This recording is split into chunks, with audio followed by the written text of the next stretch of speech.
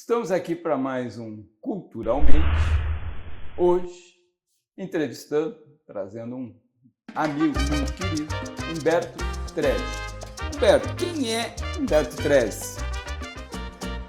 Humberto Trezi é um sujeito que achava que era tímido e não é tanto, e que gostava muito de aventuras quando era novo e que, ao escolher a profissão de jornalista, acabou tendo algumas, exercitando um pouquinho desse sonho.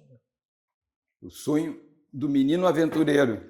Tipo pouco, Tom Sawyer, assim. Viajei bastante e tal, e tive alguns lugares assim bem exóticos, é uma palavra que não deveria se usar politicamente correta, mas é a palavra que eu acho mais apropriada para dizer exóticos com X.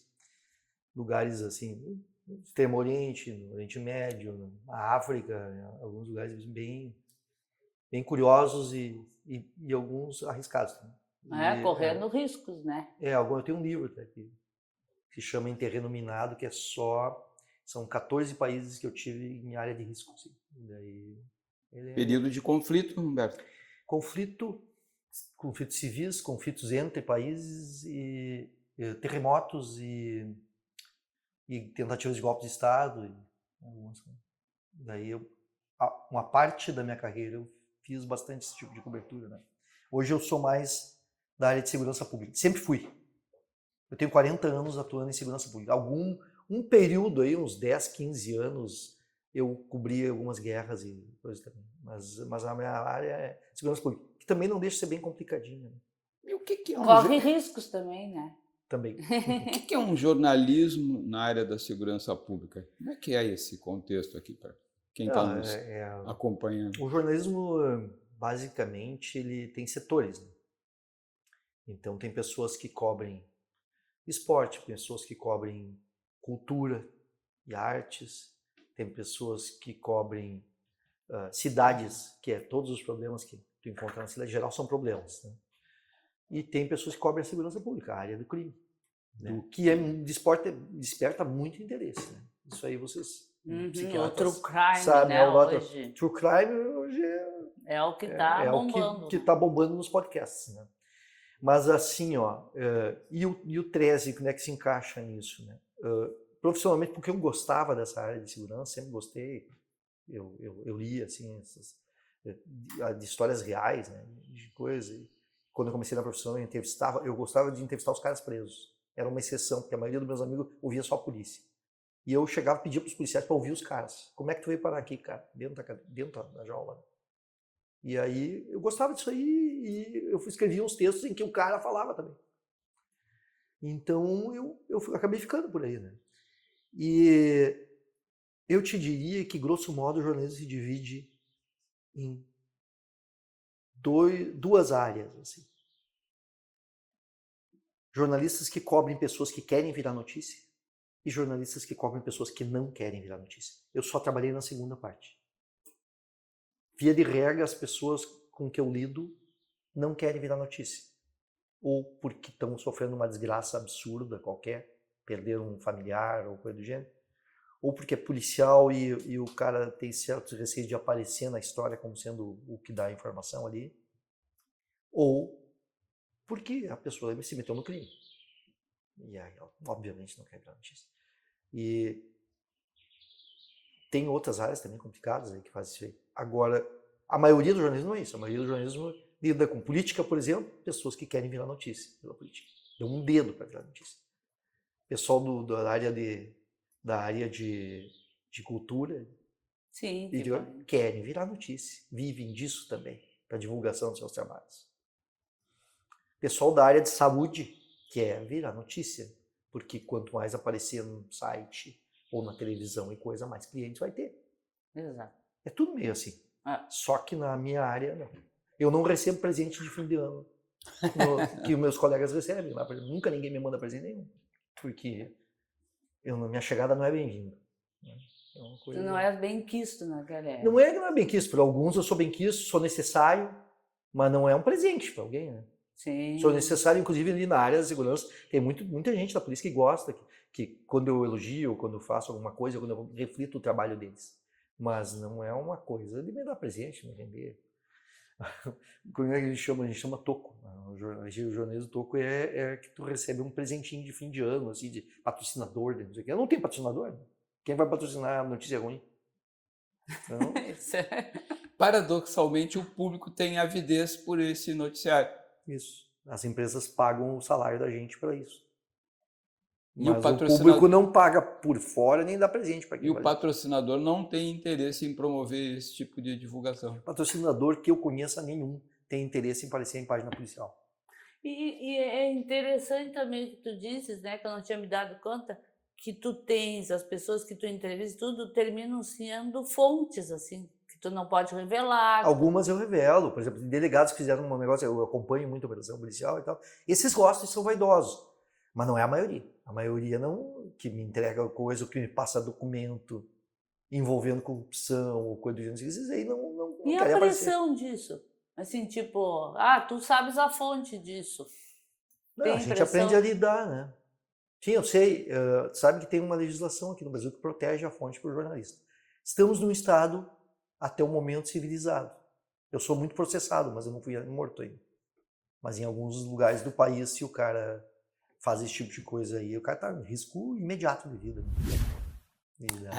Sim. Aqui no sul, Paraná para baixo, eu te diria, é muito comum processo porque eu falei alguma coisa ou porque eu botei um cara lá dizendo que o cara tá enrolado, que isso, que aquilo, que ele fez uma ofensa, que eu ou segui alguém, filmei alguém e fazendo alguma sacanagem. Até agora, não vieram com todas as forças para cima de mim, nem dos meus colegas. Eu trabalho num grupo também, né, no jornal que se chama Grupo de Investigação, GDI.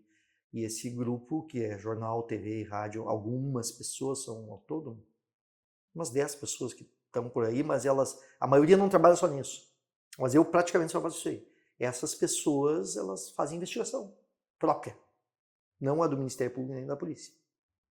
Fazemos alguma coisa, ou casos que estão parados, daí a gente vai lá tentar olhar o que está rolando, ou dando voz para pessoas que não tiveram a devida atenção do poder público por razões diversas. A maioria das vezes porque o poder público não tem braço. Então, às vezes, a gente consegue, né, fazer Inclusive o próprio presidiário, eventualmente. Às vezes o presidiário querendo revelar sacanagem.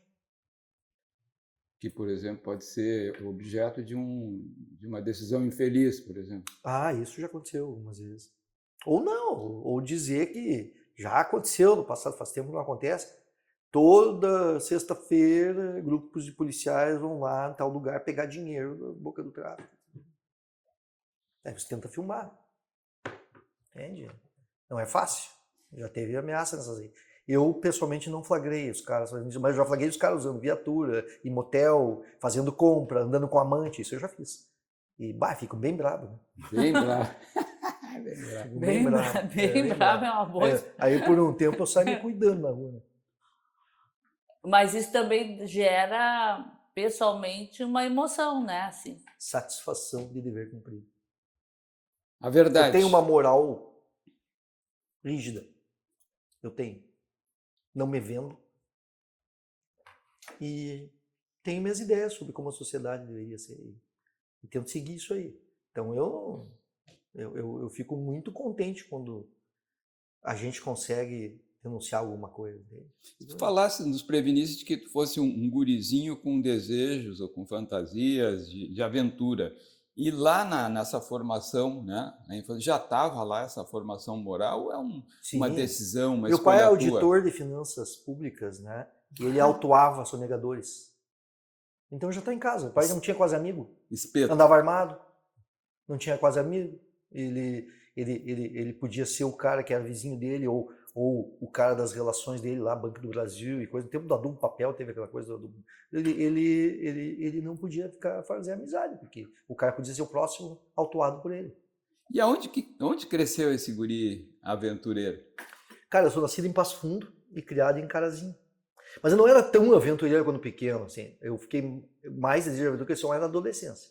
Quando pequeno eu era mais de leituras e de coisas. Guri tímido, tu já desprevenisse? Razoavelmente, lia muito. Meu pai me levava na biblioteca para alugar livro e ler. Aí o que era a minha predileção? Livros de aventura.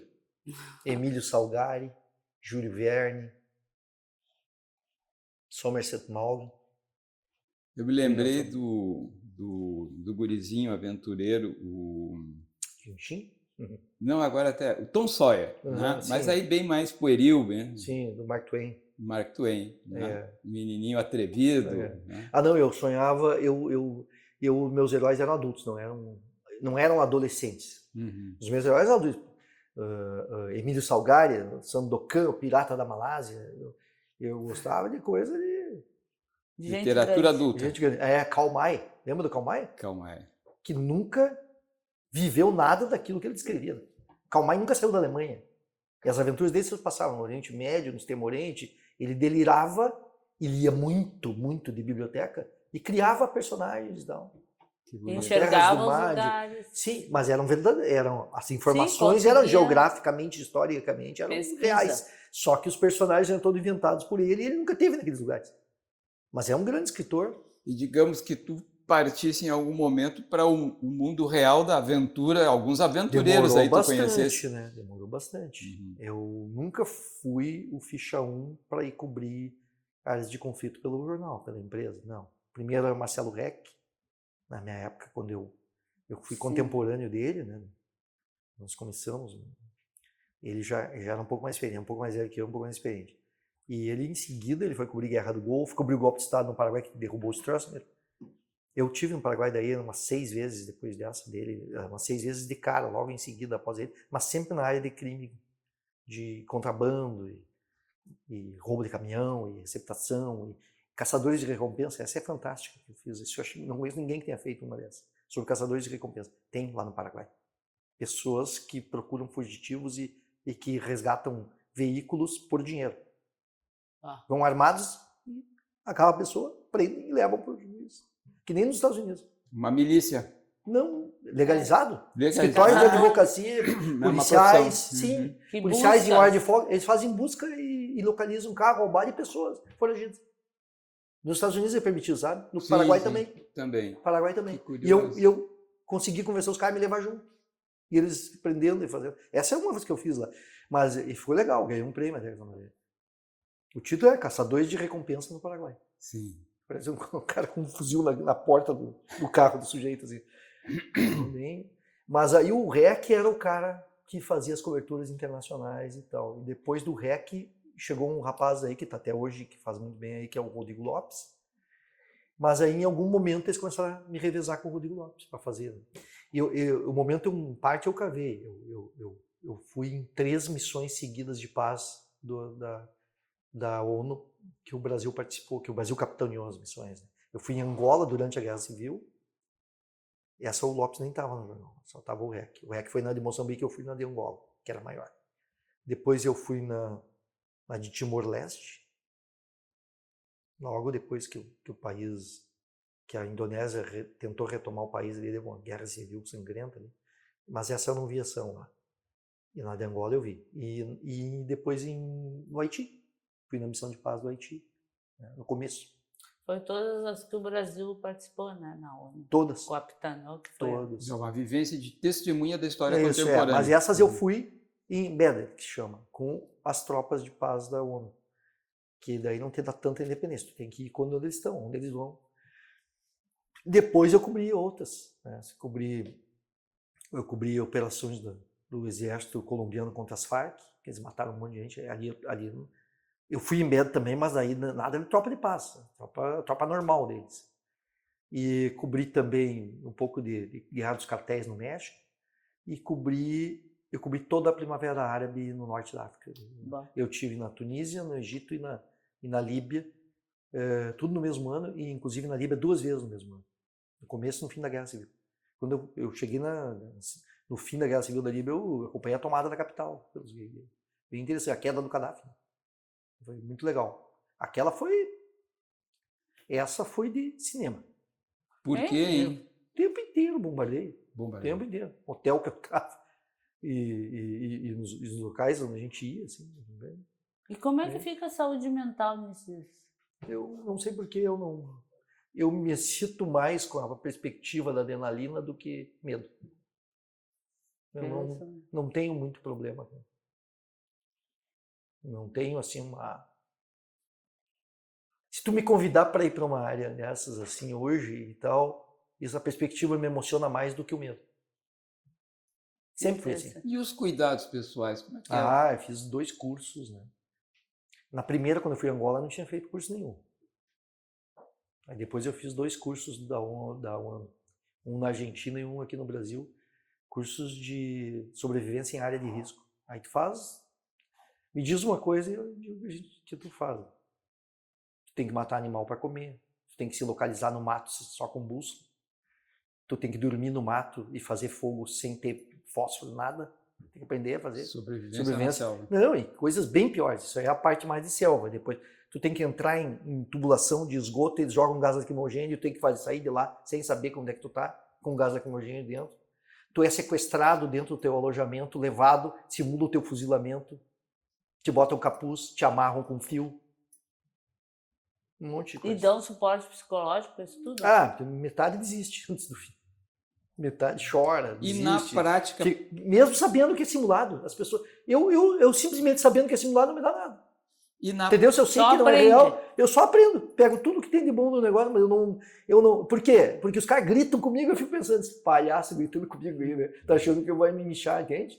Eu não, porque eles são milico e eles não podem me matar. Porque eu tô de convidado lá.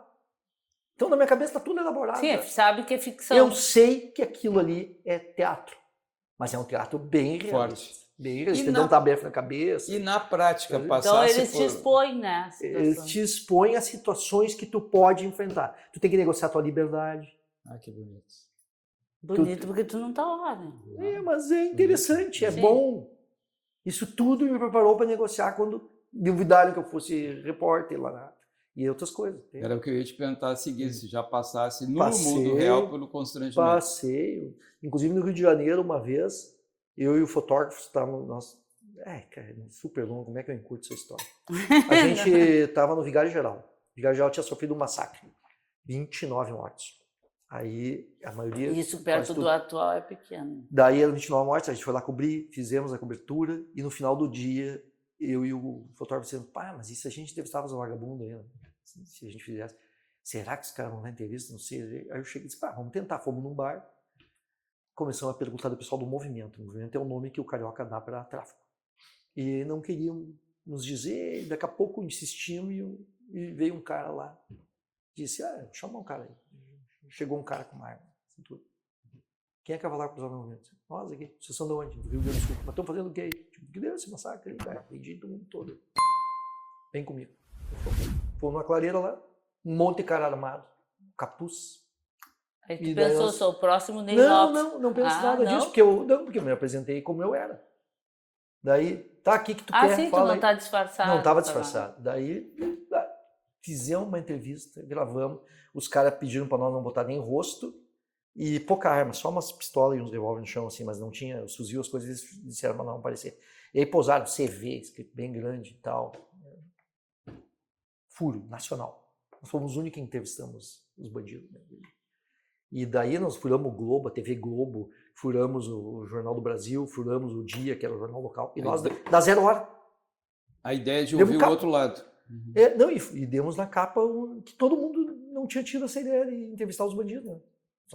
Só faziam das pessoas que tinham morrido, perfil, não sei o quê, mas ninguém foi falar com os bandidos, que eram os donos do lugar, né?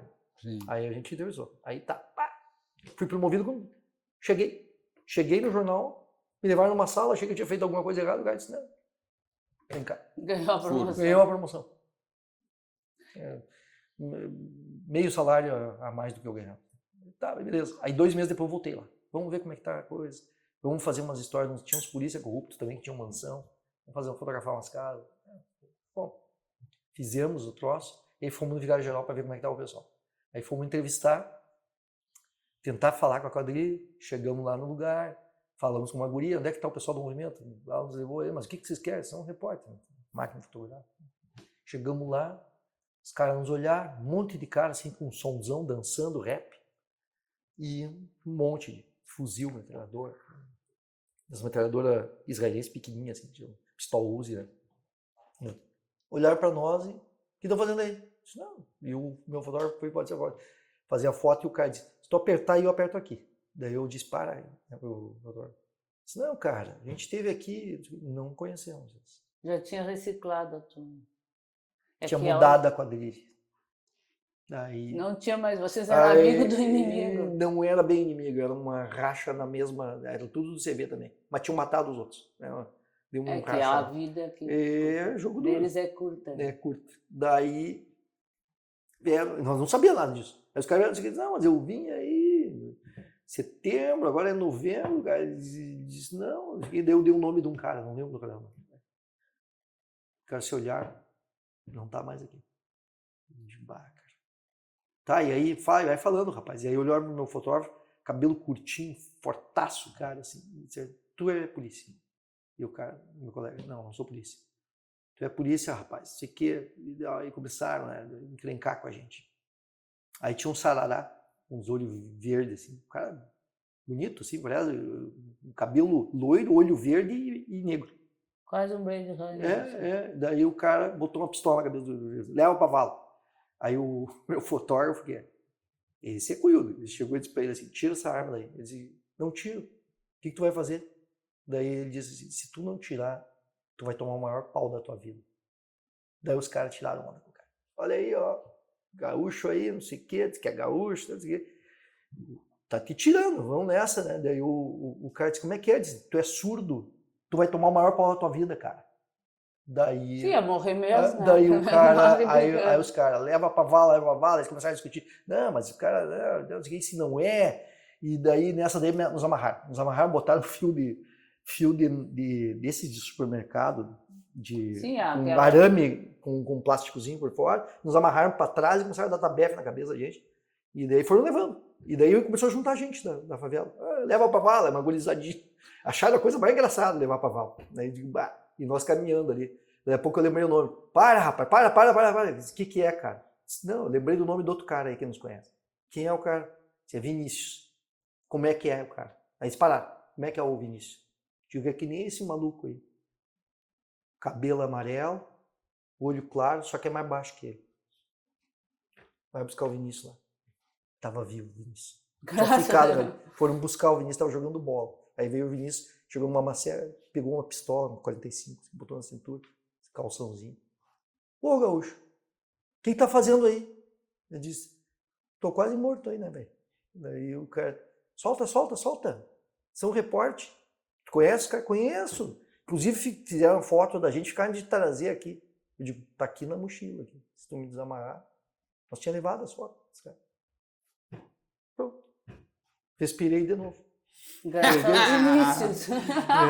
Isso aí foi... Só o teu relato já me angustiou aqui, imagina ao vivo isso. É ruim. Mas, incrivelmente, nós ainda fizemos eles posar para foto de novo, depois pediu para nós não usar essas fotos, e daí ficou aquele papo. Nos ofereceram droga daí, para nós levar de presente, pelo constrangimento, uma maletinha assim, cheia de sacolé de cocaína. Daí eu disse, não dá, velho. Mas por que não dá? Digo, porque nós vamos pegar o avião. E daí? Digo, daí que não passa no aeroporto. Daí os caras, não passa no aeroporto, nunca andaram de avião, né? Não entendiam nada. Nem como é um mundo legal, não passa pela cabeça deles. Que... Mundo à parte. Mundo à parte. Nunca foram num cinema. Na praia só iam lá no Piscinão de Ramos, na Zona Norte, nunca tinham na Zona Sul. Vidinha... É triste, fumeta, não? né? Vem em baile funk, né? E também são os mais procurados pelas gurias no baile funk. Poder. Tem charme, né? Poder. E uma vida bem curtinha. Bem curtinha. Que é o que a gente 30 vê, anos né? tá velho já. A gente vê com trabalho em droga é isso, né? Se tu tira de... Um contraponto desse clima que tu acaba de nos relatar, né? Mais informalmente, antes tu estavas falando do teu interesse por música, né? De amigos que são músicos, Sim. Né? De grupo de amigos que desenvolvem a música. Como é que é a música na tua vida? Por isso que é importante, né? Por isso que é importante. Eu até queria ouvir mais, mas aí chega de noite, tem aquele vício, liga a TV, vai ver um filme, uma coisa assim. Fim de semana é musical. Não sou músico, né? Sim. Mas é casado com uma artista. Uma pessoa que tem dotes artísticos variados. Inclusive, ela toca piano. Então. Temos um piano lá, né, na sala. Aí, quando vem uns amigos, ela se solta um pouco. Tu chega a te arriscar de cantar com a turma? Canto. Alguma coisa, rock, anos 80, soul music, alguma coisinha. Quer dizer, aquele papo do guri tímido, pelo jeito, é mito mesmo, então. Não, para algumas coisas persiste, mas Ou desenvolveu habilidades, né? não, e o jornalismo te dá isso, né? Eu nunca pensei em ser jornalista, eu achava que o jornalista era um cara de terno e gravata que ficava com um microfone na frente de uma televisão, posudo, fazendo voz de locutor. Aí eu digo, cara, isso não é para mim, né? É que eu fiz o Uniduniteno no vestibular. O primeiro vestibular meu foi para odonto. Odonto. Aí era mais que eu gostava da área biológica, meus pais queriam uma carreira um pouco mais posuda para mim, né? Aí não passei por causa da física e matemática. O resto eu fui bem. Nas biológicas, muito bem.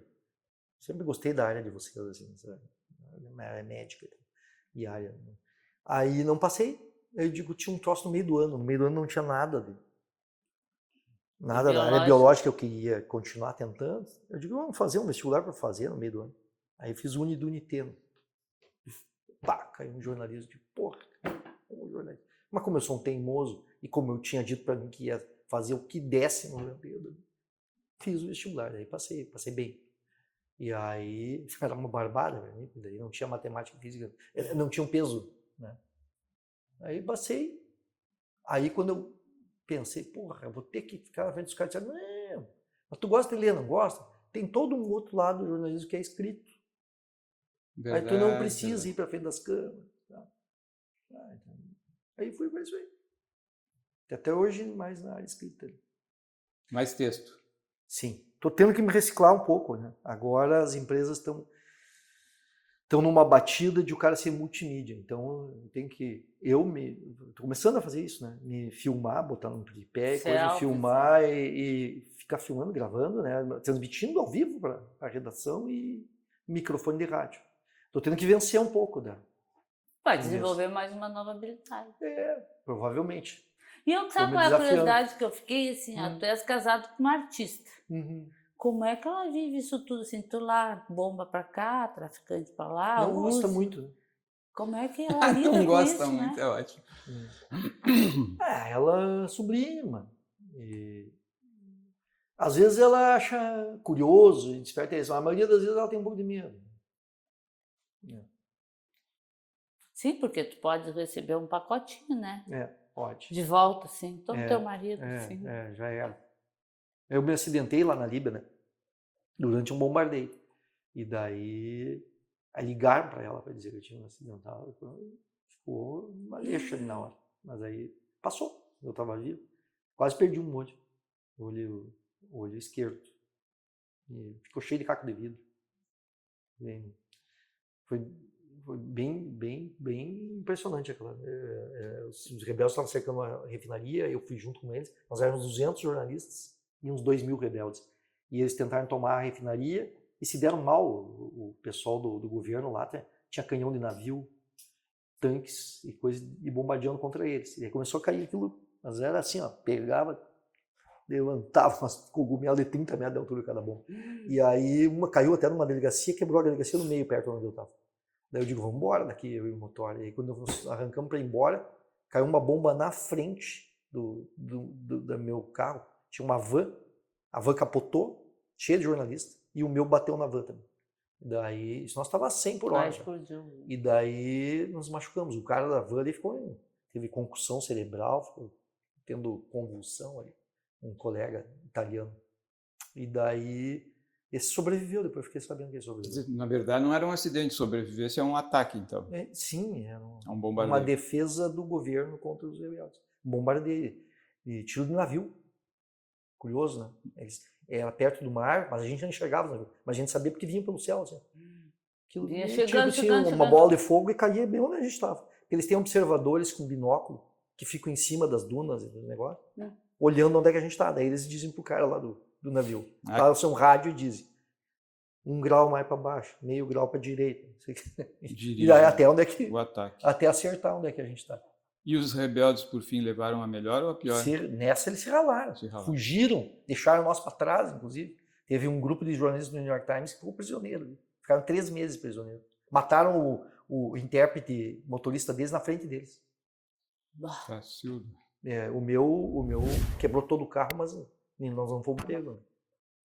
Eu consegui uma carona com os guerrilheiros. Depois fui para uma ambulância e aí um jato atacou a ambulância. O jato disparou uma bomba que quase pegou só o vácuo da bomba, ele fez levantar a ambulância para o lado, caiu de novo e eu não sabia porque eu estava deitado. E eu disse, o que aconteceu aqui? O cara disse, daí eu olhei pela janela e tinha o jato subindo de novo.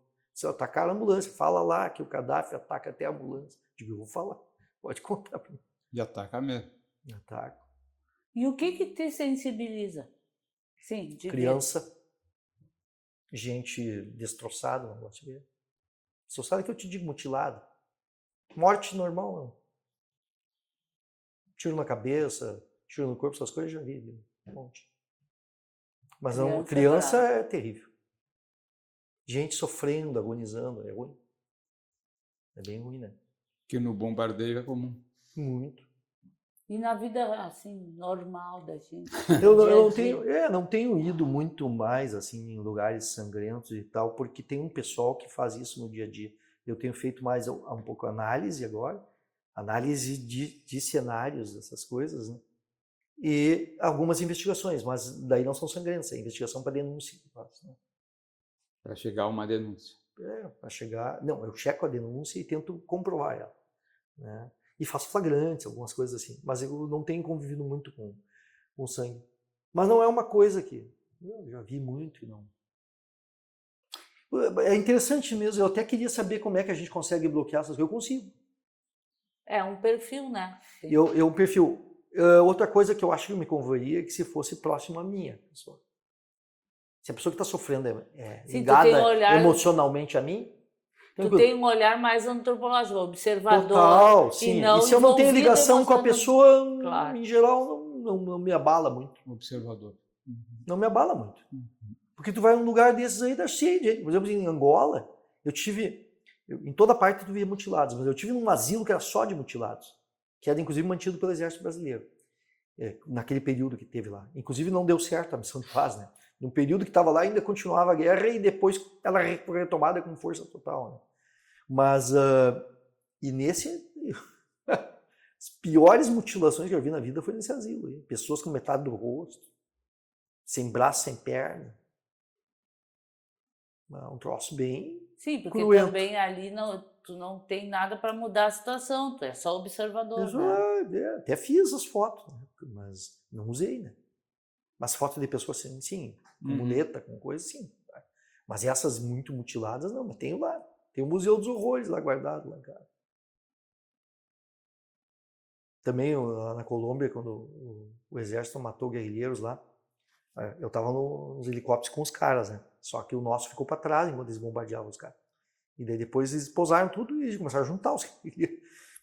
Pessoal sem rosto quase, traçalhado por fragmento ali. Sim.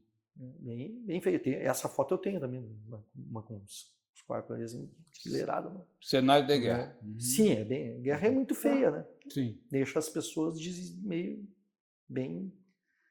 Sim, deixa para trás. Bem embonecadas, que nem os outros. Vira um boneco, né? Um trapo. Um trapo. Bombardeio deixa assim. Sim. Não é essa coisa limpa aí da guerra urbana, que o cara toma um tiro e fica intacto praticamente. Não, coisa com fragmento, com bomba, com isso aqui, as pessoas ficam...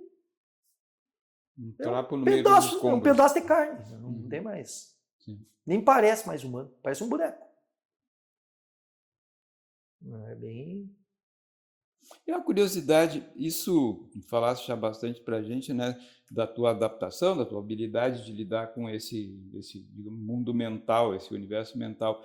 Pesadelos te surgem? Minha mulher disse para mim falar isso. Retomar? Ela disse que volta e meia ela acorda roxa, eu dar cotovelada nela, eu fico lutando na cama, ela sai e vai dormir no outro quarto. Eu tenho. Tem uma resposta mas não lembro. Onírica. E não lembro nada. Depois não lembro. Não lembro nada. Nem do momento que eu faço. No sonho, né? O sono dá um só jeito. O sonho. O sonho dá um jeito. Eu tenho pesadelo. Dá uma limpeza no... Sei eu chego, eu acordo de manhã, ela não está comigo. O que houve? Tu não parava de te agitar, me deu-lhe um coice, me jogou pro lado. Eu digo, Sim, algum lugar tinha que aparecer, né? Tem, né?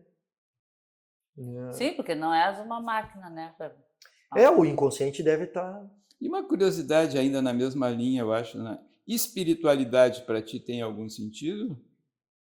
Tem, cara. Eu acredito que Por tenha acaso algo estivemos mais. numa Não entrevista, tivemos, em palavras, sobre conversas cruzadas, exorcistas. né? A gente participou juntos de uma conversa cruzada sobre exorcistas, né? Sim. Que é baseado numa reportagem que eu fiz. A questão de Deus e diabo, não posso dizer que sou crente nisso, mas eu acredito que tenha muita coisa que a gente não consegue explicar, talvez que elas existam mesmo. Sim. Não materiais. Mas eu não tenho certeza. A natureza, ela é fantástica, né? Só a natureza em si poderia ser chamada de Deus, né? Que Spinoza pensava assim, né? É mais ou menos isso que é Deus meu ou a credo, natureza. ou a natureza. E cada vez mais parece isso, né? Com tudo que a gente está passando, tu falaste do Rodrigo, né? Lopes ali. Com tudo que a gente está passando, nas inundações que passa com furacões, tornados. Bom, no Rio Grande do Sul, quando a gente passou por isso? Cobriu assim. ano passado as inundações. Pois é. Fiquei aquele mês bastante atarefado. Cobri aqui. Ali me emocionou bastante, porque a região em que a gente vive, né? Isso faz toda a diferença. Esse bloqueio que eu faço com pessoas estranhas ou cenários estranhos e exóticos, eu não consigo fazer tanto aqui. Se for em Passo Fundo é um pouco mais complicado. Mas lá não inunda. É mais alto. Aqui perto. Foi aqui no Vale do Taquari, a minha mulher, todos os familiares dela são de Arroio do Meio. Essa foi destruída. Sim, Arroio do Meio foi destruída. E perto dela foi uma mais destruída ainda. E Arroio do Meio eu não cheguei na época da enchente, eu fui no outro lado. Fui no Vale do Rio Pardo até Cruzeiro do Sul. Cruzeiro do Sul, o título da matéria que eu escrevi foi Um Tsunami Varreu Cruzeiro do Sul.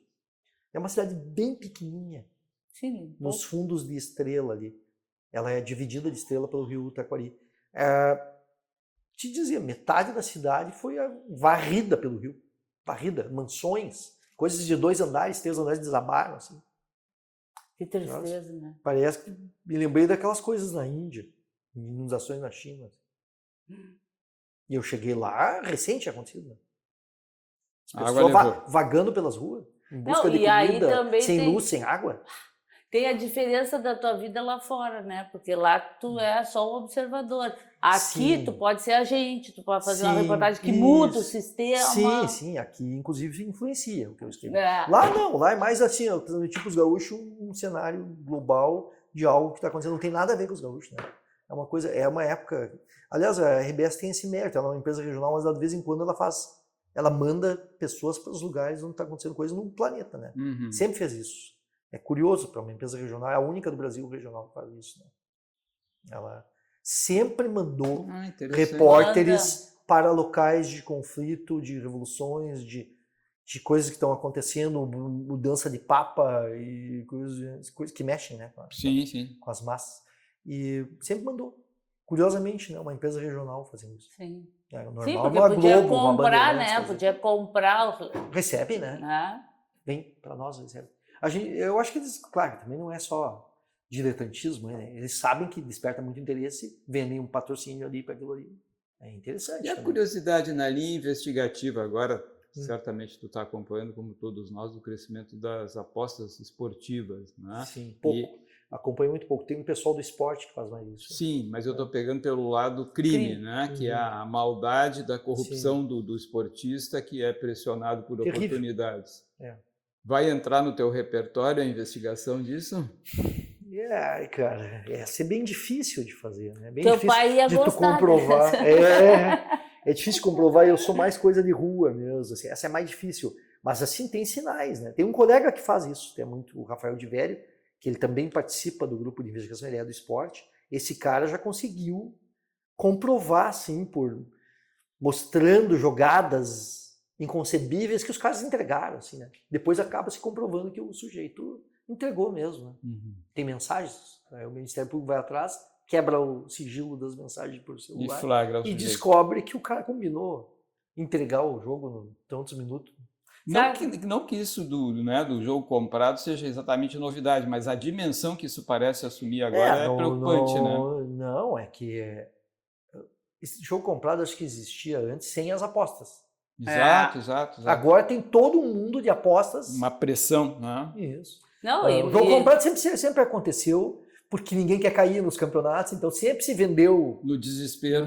É, o só homem da que- mala. Né? É. O famoso homem da mala. Só que agora eles conseguiram compartimentar em 90 minutos, né? Então pode ser naquele minuto, pode ser naquele Mas já tempo. existia, a gente sempre ouviu falar na luta livre, no boxe, no Que era MMA, Entrega a partida. entregar a luta. A luta, no caso. Sempre se ouviu falar disso, né? Sempre se ouviu falar, em alguns poucos casos, né? As máfias lidam com jogatina. Inclusive, eu acredito que as bets, grande parte delas, é manipulada por máfias. Né? Faz sentido, né? Não, dinheiro fácil. Sim, mas... O mundo do cassino, em resumo. Né? Não, o jogo do bicho tinha as maquininhas. Qual é a diferença da maquininha para maquininha online? Então, A diferença, eu acho que é Mas o, sempre tem um é o volume. grande empresário clandestino por trás desses troços. Como tudo, né? Nós já fizemos aqui sobre cassino clandestino e nós fizemos até um pessoal que eram corsos explorando jogatina aqui na região, na Grande Porto Alegre. O pessoal são da Córcega e, inclusive, iliado com a justiça francesa. Estavam explorando aqui. Tem uma casa de jogos aqui na Zona Sul de Porto Alegre. Fomos jogar lá. Eu vi viu essa história? Eu vi. E eles estavam Essa fazendo isso. A gente ia em Novo Hamburgo também. Aí botamos, os caras sumiram, voltaram lá para a Europa. Foram embora para casa. A gente chamou a atenção, porque às vezes assim, não é que a gente vá conseguir, nós não temos poder, né? Mas a gente expondo, a polícia Tem que tomar atitude. Sim, quando fica muito visível, né? Vai saber, se a polícia não sabia já. Aí Sim, sabe. pelo menos mobiliza o assunto, joga para cima, né? Teve um caso interessante que a gente fez 2 anos atrás, eu e esse mesmo colega lá, daquele do Rio lá, que desafiou os traficantes ali. Eu e ele conseguimos flagrar, é uma coisa já conhecida, mas a gente flagrou bastante, contrabando de soja na fronteira com a Argentina. A maioria das pessoas não sabe se contrabandeia grão. A saca da soja, de 100 quilos, acho que era vendida a $30 na Argentina, depois chegava a $120 aqui do lado de cá, só atravessar o rio. O mesmo cara que compra a 30 lá, ele revende a 120 do lado de cá. O contrabandista. E depois é vendido no exterior a mais ainda. Mas aí, então, é o seguinte, veja bem, 4 vezes. Tentador. Olha só. 4 vezes se tu atravessar o rio. Então é barcas e barcaças. E aí eu e esse cara nos passamos por pescadores, pegamos uns barquinhos a motor, um cara, e ficamos lá que nem se estivesse pescando e ficamos fotografando, filmando os caras. Eles têm esteiras que descarregam direto dos caminhões nas barcas. Primeiro elas descarregam de silo no caminhão, do caminhão vai até a perna da barca, aí descarregam na barca e a barca atravessa para o lado de cá e nós filmamos tudo, todo o processo. Inclusive do lado da Argentina para cá. E aí fizemos escarcel. 2 dias de reportagem, dissemos os nomes de alguns dos caras que faziam. Aí os caras não gostaram. Aí eu recebi um dia um telefonema na Polícia Federal, conhecido lá. Cara, é o seguinte, os caras vai ter que tomar um pouco de cuidado aí, porque os caras estavam planejando pegar você. O que tem aí desse troço? Aí fizeram. Trabalhei até que eles me mostraram. Eles interceptaram a conversa dos caras, cogitando, dizer assim, não, mas o que aconteceu? Daí eles dizem assim, a polícia, papai. Daí o outro diz assim, não foi a polícia. Isso foi aquele tal de Giovanni Grisotti, que filmou a gente aí, filmou o pessoal ali na beira do rio, e aí a polícia se obrigou a agir. Tá, mas então não é mais barato mandar matar esse cabra? Daí o cara disse, tô começando a pensar, manda chamar um cara aí e tal. É tudo diálogo interceptado. Só que não era o Grisotti, era eu. É que eles acham que o Grisotti faz todas as matérias investigativas da IBS. Mas nesse caso não era ele, era eu. Eu e o colega lá. Mas daí, tanto o Grisotti quanto eu ficamos de molho uns semanas, assim, sem se expor muito, e passou. E eles receberam um recado da polícia. Tá grampeado, se acontecer qualquer coisa dos caras. A gente já sabe. Já sabe que é você. E no que deu? Não, estão indiciados por complô. Não, eles foram presos pela questão dos contrabandos. Mas eles são empresários, cara. São caras com muita grana. Uhum. São empresários, donos de silos, de fazendas. Burlando aí a tributação. Sonegando.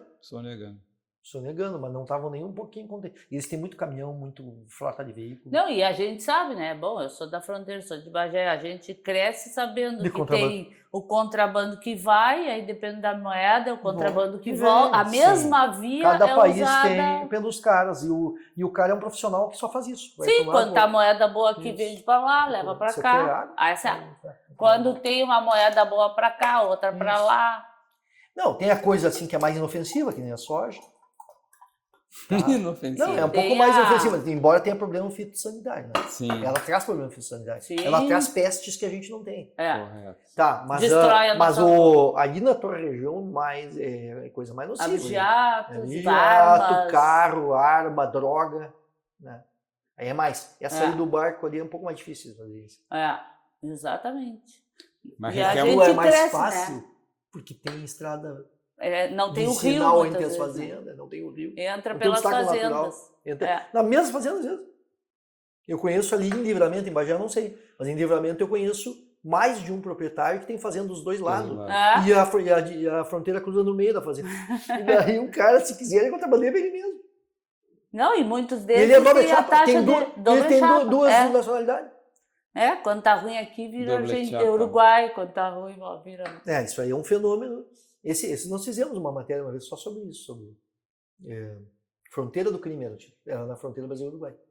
É, e muitos desses tem o que cobram, os que não fazem isso, mas ganham a taxa, né? Uhum. Passa por dentro do campo e é uma... Para deixar o contrabandista, ele não faz, ele é Ele fazendeiro. não faz. Fazendeiro, mas ele cobra um pedágio para cruzar. Exatamente. Bom, o Brasil não é só o Brasil. Mas é Não é que só o Brasil nós temos muitas fronteiras para fazer porcaria, né? Quer dizer, 17 o mil processo quilômetros. civilizatório inclui, né, esses rigores aí de fronteira, mas é ainda um processo em andamento, né? Nunca vai acabar. Isso aí não... Onde há oportunidade, há o agente. Né? Sim, eles lidam com a moeda, com tudo, né? É. Com Não, as e o que... necessidades das pessoas. Sim, porque a gente que é da fronteira, como é ali do lado, é só cruzar a rua, é só não Tu sei vai lá o comprar o que quê. tu precisa. Não parece que é contrabando, né? Não. Só que... Não, esse pequenininho aí ninguém dá bola, né? Mas eles fazem cargas Sim, e mas, cargas, né? mas se nós pensarmos, Sim, é tudo contrabando. eticamente, também eu estou É o contrabandeando, Claro, claro. né? Na questão ética é a mesma coisa. É a Só é a mesma quantidade coisa, que muda. Fazer o super do outro lado que É. está mais barato. Né? Não, mas eles são espertos, eles botaram uma taxa que tu pode trazer até $500. É um coisa limite. assim. É. Um limite, mas e se chama desse caminho quando é mercadoria legalizada, embora sem pagar o imposto. Agora, quando a mercadoria é ilegal, Aí que é proibida inclusive no país de origem, aí é contrabando. Mas no caso da soja ela é ilegal, porque ela tem essa exigência fitossanitária que não é cumprida. E é um Sim. perigo, né? Que pode trazer uma encrenca para Não, o e produtor. Pode trazer Destrói. uma peste dessas aí que Nós tira o Brasil tivemos, né? tira o Brasil dos mercados Nós internacionais. tivemos com chocolate, né? É. Com o cacau, Não, na e com a Bahia, carne. com a A carne. carne vem com aftosa. aftosa e outras aí, doença de Newcastle e um monte de Ferra o peste. mercado todo. Gripeadas dos Galinha, frangos. gripe aviária. Isso tem, né? Parece inofensivo, mas não é tão inofensivo. E se o cara que é fazendeiro, granjeiro, pensasse um pouquinho, ele não brincava tanto com essas coisas. É tudo dinheiro, viu, metal. Mas Não, na e é real, muito autocentrado, né? É. Porque daqui a pouco tu Pode ser tiro no destrói pé. um país, né? Sim, quebra um pouco do pedacinho da Eu economia. ganho um monte, mas estou prejudicando milhares. Eles são. Mas é isso, mas assim, a minha vida não é só isso. Eu faço também artigo, análise de cenário aqui de negócio de segurança pública, então não é só aventura. A parte de mais aventura do meu vida certamente já passou. Entende? E uma Mas curiosidade. E isso tu acha que tem a ver com idade? Claro, também. Outra coisa, curiosamente está mudando muito também. O crime, inclusive, que é a área que eu mais cubro, ele está muito mais cibernético, muito menos físico. Sim. Menos enfrentamento físico. Outra coisa, no jornalismo está se pegando muito essa coisa das questões pessoais e violências pessoais e coisa menos crime organizado. Por exemplo, assim, minhas colegas estão mergulhadas em tentar impedir um aumento de feminicídios e coisas, tentar violência bater feminina. nisso aqui, violência contra gays, violência contra idosos. Então tudo isso está em crescimento. E as reportagens sobre crime organizado, contrabando, tráfico e coisa estão embaixo. Isso aí, não sei se é pensado, mas assim, as pessoas não estão com tanto interesse sobre isso. Estão mais no interesse, as pessoas de classe média, estão com mais interesse em coisas que atingem o cidadão de classe média e de classe A, né? E também o pobre, mas assim, o pobre também está muito preocupado com o ladrão mesmo, tá? E o cara de classe média estão preocupados com outros tipos de crimes que estão em crescimento. Estelionatos, violências diversas contra idosos, mulher, gays e tal. Quanto os vulneráveis. Vulneráveis, né? E outras coisas que são mais cibernéticas mesmo. Desvios do INSS, desvios de não sei o quê. Isso é bem mais difícil flagrar para o repórter, é bem mais complexo, isso é mais... A polícia tem muito mais meios disso aí, porque isso se trabalha dentro, não é ostensivo de rua, se trabalha dentro de computador. Então, para a polícia conseguir, ela tem que quebrar sigilo, tem que ir na casa do cara, arrebanhar os computadores deles, arrebanhar os celulares deles, coisa que o jornalista não tem. Não tem acesso a isso. Não tem acesso a isso. Então, o que para o jornalista... Tem duas maneiras do jornalista fazer jornalismo nisso aí. Repercutindo o que a polícia faz e dando devida atenção, ou até bastante atenção para isso, que é uma chamada investigação. E para investigar, tem que ser coisas aparentes. Ele sabe, aparente. Uma coisa que a gente faz, às vezes, é se fingir que estamos caindo num golpe e gravar os caras. Fazemos seguidos. Então, eu, por exemplo, eu já fiz várias vezes, foi venda...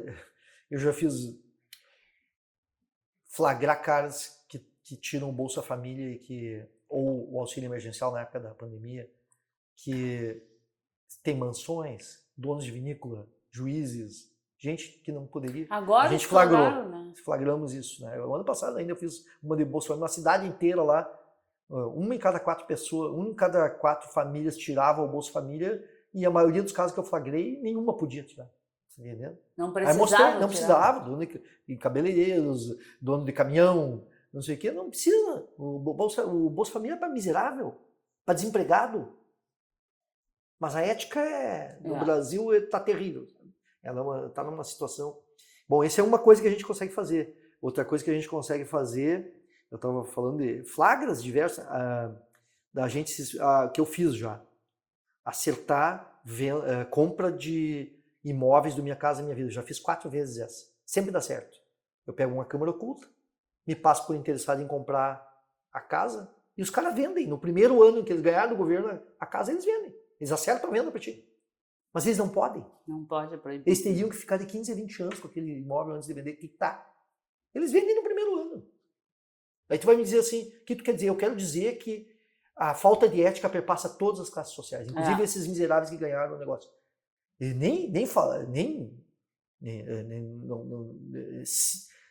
nem falar que, claro, obviamente a classe média e a classe A também, mas assim, também o pobre, a gente não pode levar barato. Ela perpassa todas as camadas. Talvez o pobre, inclusive, porque se mira no exemplo, deu certo para os caras, então o governo dele... Sim, um modelo, daí ele mimetiza. Vou fazer, me dá bem aí. Né? Sim, mas isso é triste, essa percepção, né? Quando não, vocês... e sem terra que ganha terra, também vende. Isso aí tu vai dizer, impressionante, já fiz também de acerto de comprar terras no interior de pessoas que ganharam, porque, claro, aí tem um atenuante. Muitas vezes as terras são horríveis, que eles ganharam, não, as estradas são esburacadas, ele não tem como escoar a produção direito, o cara tá vindo embora já. Ganhou, no primeiro ano já não deu certo, ele já tá vindo embora. Chega lá e diz assim, eu tô pensando em comprar umas terras aqui e tal, não sei o que, tudo vendo. Eu gravei uns 15, assim, num dia, querendo vender a terra deles. Então cara, se tu quiser achar crime no Brasil, é facílimo. É fácil. É facílimo, é só ter câmera oculta, ou nenhuma câmera oculta, ou se tu chegar com o celular, as pessoas... O crime cotidiano é um troço impressionante. Assim, crime da leve, né? Crime pesado já é mais complicado. Mas isso aqui é crime da leve, né? É malandragem, a gente diz, né? Fazer uma treta qualquer. Contrabando é um que... Mas se a gente pensar, é uma coisa que é um modelo que vai se perpetuando e daqui a pouco alguns desses que fazem um pequeno crime aumentam o tamanho, a dimensão, né? Vão fazer então, carreira, é uma falta de ética generalizada que deve ser herança secular, né? Patrimonialismo aí, português, compadrio, né? Sim, a Talvez nossa colonização. nossa colonização foi muito de degradados, né? Sim, que iam pro mas é que degredo, aí então. que me chama a atenção, eu sempre penso nisso, né? Não, quem sabe foi isso que nos desvirtuou. Quem Mas sabe? a Austrália foi também um Ilha caso prisão. semelhante Ilha prisão. de prisão. E É. eles estão, olha só, tem menos. Tem isso também. Né? Né? Por que Mas que talvez o protestantismo e o catolicismo tenham mais matrizes diferentes. Sim, Eles são protestantes, claro. né? Protestante é o termo Sim, medieval. Eles são evangélicos, né? E a ética do trabalho Mais é muito dura, importante para os evangélicos. Sim, são os ingleses, né? Ingleses, alemães. Ingleses. Não no caso da Austrália, mas eu digo os Austrália alemães. são ingleses, Os né? luteranos, eu sou muito. É. Tenho muitos conhecidos luteranos. Né? E É. a alemoada aí, ela tem uma ética forte do trabalho. Meio que despreza um pouco a pessoa que vive de malandragem. Né? Tem um lado bom e um lado ruim disso. Sim. Tem os extremos. Tem uma direita, em geral, a extrema-direita, em geral, ela também tem essa ética do trabalho no lado extremo, né? De achar que todo mundo é vagabundo quando não se dá bem. Exatamente. Sabe que agora eu tive uma conhecida minha que chegou da China, ela tinha ido há 20 anos, foi agora, e disse que a percepção atualmente é brutal a diferença, assim, ela ficou... Em que sentido? Na evolução, na própria a pobreza está diferente, não se vê, ela não via mais o que viu no passado, e que agora é câmera para tudo, é tudo automatizado, é tudo... País modernizado. Muito, e ela diz, tu não vê o crime miúdo, não, tem crime, mas a diferença, diz ela, é que o crime, quando detectado, é punido. É uma ditadura, né? Entende? Mas assim... Ela é tão ditadura, e não estou falando... eu tenho pavor de ditadura, mas não é uma questão que vai me atingir. Ela é tão ditadura que tu deve saber isso já, eu fiquei sabendo recentemente, as pessoas são proibidas de ir de uma cidade para outra. Sem passar o papel. Não é só papel. Se você não tem emprego, não pode mudar de cidade na China. Você tem que ser convidado, é estratificada a migração lá. Não tem migração intercidades e interzonais. Né? Só autorizado, mas assim, mesmo para visitar é complicado. E se for para pegar emprego, não pode pegar emprego. Tu não pode chegar e sair de uma cidade que quer um emprego em Pequim. Eu estou indo de Pequim, eu quero ir para Xangai. Não. Tu só vai para lá trabalhar se tu passar pelo governo, o governo achar que tu tem notas que chega na universidade, que tu cursou, se tu não cursou na universidade nem pensar. E aí vai. E é tudo controle estatal nesse aspecto. Mesmo quando tu vai para a iniciativa privada. Eu estava vendo um executivo de multinacional de carros falando isso esses tempos. Fantástico, assim.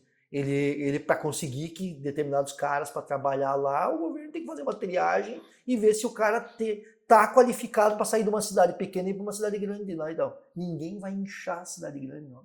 A ideia de não deixar... A ideia de não deixar ter cinturão de miséria. E daí tu vai dizer assim, mas isso é bom. Mas é uma ditadura. Mas é uma ditadura. O método de conseguir isso é controle social total. Controle social. E nem pensar em oposição de verdade no lugar disso. Pode falar um pouco mal do governo, falou demais, já está preso também. Mas tem uma coisa tem um limite. Curiosa, né? Que talvez é por ignorância, né? O comentário. Mas como é que sobrevive a máfia chinesa nesse contexto de controle social tão duro? Acho né? que não é lá, né? Acho que essa famosa, as tríades atuam fora, eu acho. Acho que já atuaram na China, mas com o comunismo eu acho que foi meio difícil. Bem difícil. Elas eram muito em Hong Kong ali, né, também, que não era comunista. Agora pertence, voltou para 99, acho que por controle chinês. Mas ela é uma máfia muito ocidentalizada. A China está ocidentalizada em algumas coisas, né? As pessoas já andam de forma ocidentalizada, ela parece um grande Japão, né? Eu não estive lá, mas eu tenho vários conhecidos que tiveram. E capitalismo impera. Apesar do nome do Partido Comunista Chinês, ele é um capitalismo de Estado. Tem um nome Partido Socialista, é partido onipresente na sociedade, tem um controle estatal de várias coisas, mas ela estimula o capitalismo, estimula as pessoas a empreenderem sob controle do Estado. E será que Venezuela é assim? Eu tive na Venezuela, essa eu tive. A Venezuela não é socialista, ela estimula empreendimentos, pequenos empreendimentos e coisas, até médios, e até fábricas locais e coisa e tal, sob supervisão do governo bolivariano. Nada, nem pensar em fazer uma coisa que não seja tolerável para eles. Mas é capitalista, não é um regime socialista. Cuba já se diz regime socialista. Isso. É complicado, né? Porque Estilos aí... peculiares. Mas, tia, acho que nós vamos ter que ir ficando por aqui. Né? Estamos avançando no tempo. O Tereza é um bom papo, né? Bom de conversa. Mas dá vontade de conversar mais. E a curiosidade da gente é insaciável, né? Nesse universo aí pelo qual tu transita, né? Que deixa a gente realmente nos deixa bastante perturbados, né? Bastante curiosos, mais que tudo. Mas, Tereza, então, últimas palavras aqui para quem está nos acompanhando, né?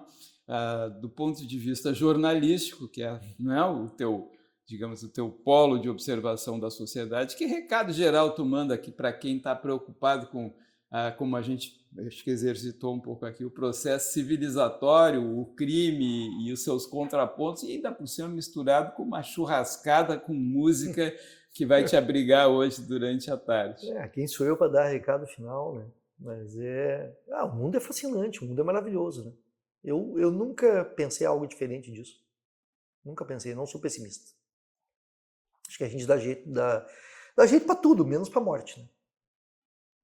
É só. É isso que me move. A vida te encanta. Me encanta. Até porque vivenciar a morte tu já vivenciaste. Acho que algumas vezes. Já vi. Mas eu sou otimista até, em certo aspecto. Assim. Basta estar vivo.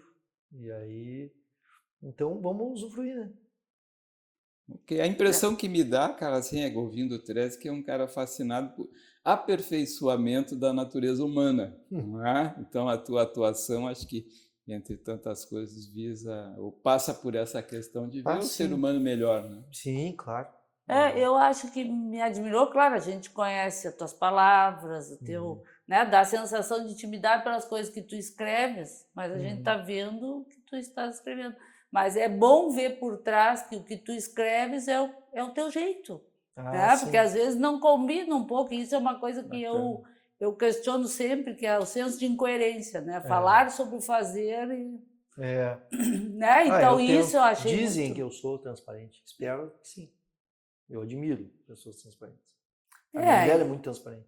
Eu achei admirável isso. Então, tu tem uma vida estável, tu tem uma companhia, tu tens uma vida bem saudável, tu tem um hobby, tu gosta de música, tu tem os amigos. Então, a vida é bem completa, né?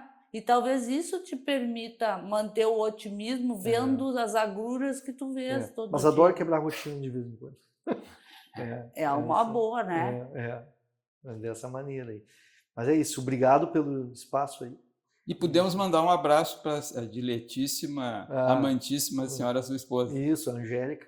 Então, um abraço então, para a Angélica. Dizer para a Angélica que ele falou sobre o susto que ela leva às noites, né? Vou dizer. Não, me diz que a gente se simpatiza com ela, entende, empatiza. Eu estava procurando a palavra. Empatiza. Estava procurando a palavra. Sente o que ela sente. Vamos lá então, pessoal. Então, muito obrigado, né? Foi mais um Culturalmente hoje, tendo a bordo, generosamente, Humberto Treve, jornalista investigativo, e vai ficando mais um bom ser humano. Amigo. E um bom ser humano, pensa no coletivo. Obrigado. Um cara que é do bem, né? Mas enfim, eu abuso um pouco da paciência do Treve de vez em quando, mas enfim, então a gente vai fazendo uma amizade cada vez mais bacana. Jamais. Um abraço então. Obrigada para Angélica.